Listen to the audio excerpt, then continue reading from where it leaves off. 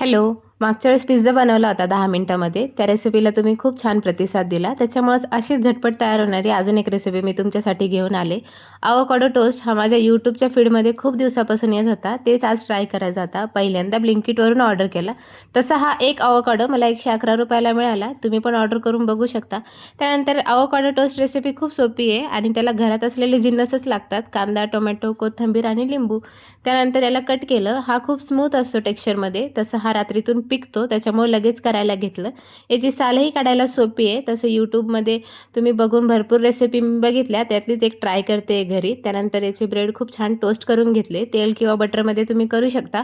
Avocado छान mash करून घेतला आणि सगळ्यात महत्त्वाची टिप म्हणल्यावर याच्यात लिंबू टाकायचं असतं, कारण की अवोकाडोला कोणताही टेस्ट नसतो. लिंबूने टेस्ट एन्हान्स होतो आणि अवोकाडो काळासुद्धा पडत नाही.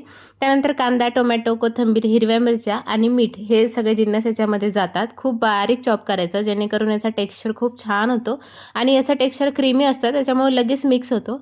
तुम्ही ब्रेड खूप छान क्रंची असे भाजून घ्या आणि त्यानंतर हे अवोकाडोचं मिक्सचर याच्यावरती पसरवून घ्या.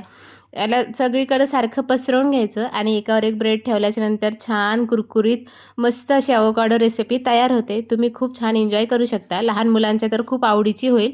सुरुवातीला अवोकाडो टोस्ट रेसिपी बघितली होती, त्यावेळेला इतका इंटरेस्ट वाटत नव्हता. मी म्हणले की इतकी छान लागणार नाही, पण बनवल्याच्या नंतर ट्राय केलं. खूप छान वाटली, सगळ्यांना आवडली. पण दक्षूला खूप स्पेशली आवडली. त्याच्यामुळे तुम्ही ही रेसिपी नक्की घरी ट्राय करून बघू शकता. त्यातल्या त्यात 10 ते 15 मिनिटात होणारी रेसिपी झटपट होते आणि बनवायलाही सोपी आहे. चला, तुम्हाला व्हिडिओ आवडला असेल तर लाईक करा. रेसिपी बनवून मला कॉमेंट सेक्शनमध्ये कळवा. बाय.